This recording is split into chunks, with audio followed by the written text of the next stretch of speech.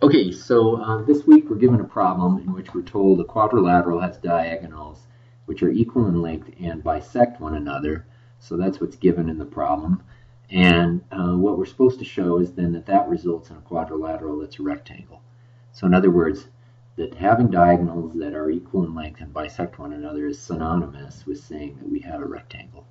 So let's go see if we can go ahead and attack this problem. Now, in order to solve this, or I guess prove this, it sort of hinges on whether or not you understand what a rectangle is. And so we go back to the definition of what a rectangle is, and we remember that it's a parallelogram first and foremost, and that it's a parallelogram that contains a right angle. So really we have two sub-goals we need to show. We need to show that first it's a parallelogram, and second that it contains a right angle. So let's go ahead and see if we can prove this fact. So I'll go ahead and start my proof over here and let my reader know that I'm after sub-goal number 1. We want to show that it's a parallelogram. Well, I can see right away I've got some triangles to work with. So it looks like I have this lower triangle and this upper triangle. Now if I could show that, say, this dotted angle and this dotted angle were congruent, then what that would be alternate interior angles along this transversal congruent, and that's enough to show that AD is parallel to BC, which is one step towards making the statement that ABCD is a parallelogram. So let's go ahead and see if we can prove that. One of the ways we can do that is by first noticing all the sides that we have congruent. Let's go ahead and name the intersection. So ABCD, let's call that E.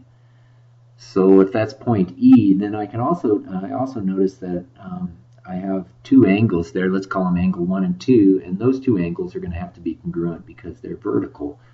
So it looks like my goal would be side angle side with the lower triangle and the upper triangle, and then using corresponding parts to show that these two angles are congruent. Therefore, these two lines are parallel. So let's go ahead and sketch out the proof.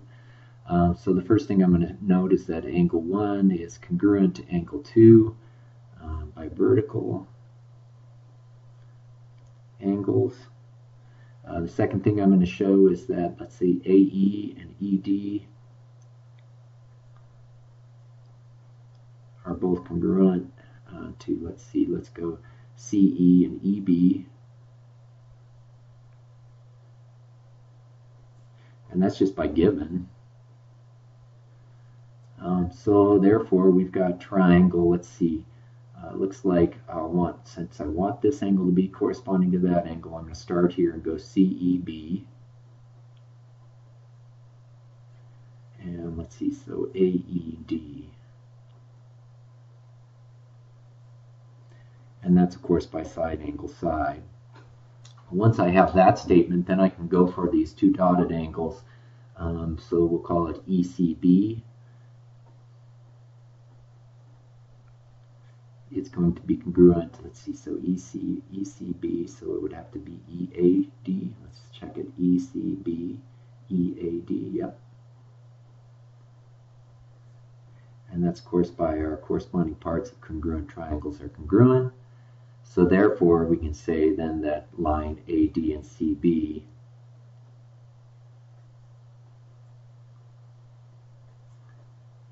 by alternate interior angles. Okay, so I guess I've shown so far that this line is parallel to that line, but you can see that the argument is going to be very similar to show that this line is parallel to this line just by looking at this triangle here and this triangle here. Again, side angle side argument, so it's exactly the same argument here. I think that's enough to tell my reader that what I'm going to do to show the other two parallel sides is exactly the same as what I did before. So I'll just say DC is parallel to AB by a similar argument, and therefore ABCD is a parallelogram. Okay, so once we know that it's a parallelogram, we get a lot of things for free that we've already proven about parallelograms, namely that opposite sides and opposite angles are congruent, as well as consecutive angles are supplementary. We know that from the fact that a parallelogram is also a trapezoid. So let's use that information now to make some other arguments about our sub-goal 2. So it looks like we've gotten that goal done. We need to now figure out how to argue that it contains a right angle. Well, this one can be done fairly quickly and easily if we invoke some of the properties of parallelograms. So we know that, let's say, AD is going to be congruent to CB. On this side, let's see, so we've used that, is going to be congruent to this side. That's a property of a parallelogram. And then we know also, let's see,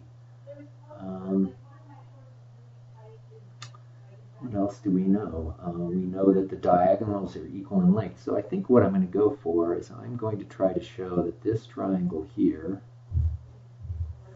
that I have drawn there is congruent to the overlaying triangle here.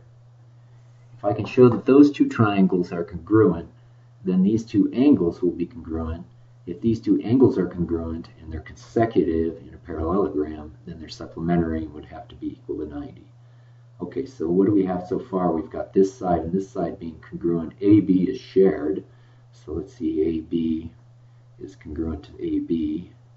This is by parallelogram.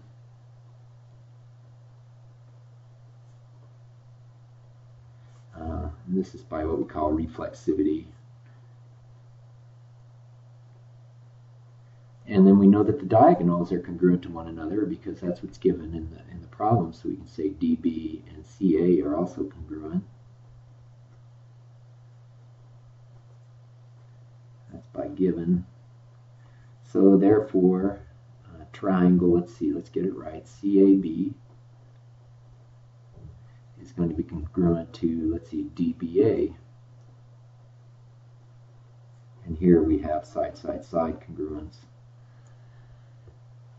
And once we have that, it's just a matter of invoking CPCTC for DAB to CBA.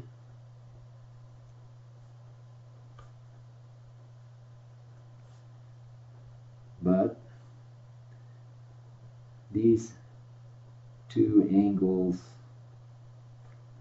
are consecutive,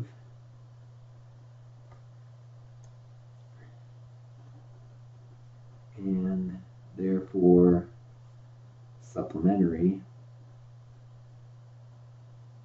Remember that that's true for anything that's considered a trapezoid. So I'll just put down trapezoid property.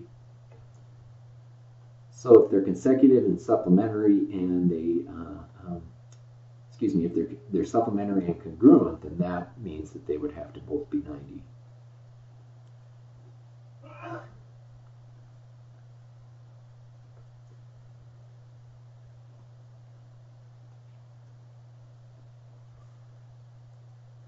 And so we can basically conclude that we finished, right? We've shown that, first of all, that it's a parallelogram, and second of all, that it has a right angle. In fact, we've shown two right angles, one here and one here. So we have shown ABCD is a rectangle, and we're done. It's kind of an interesting fact that a rectangle can be defined by being a parallelogram with a right angle, or it can be synonymously defined or identified by saying that its diagonals are equal in length and that they bisect one another.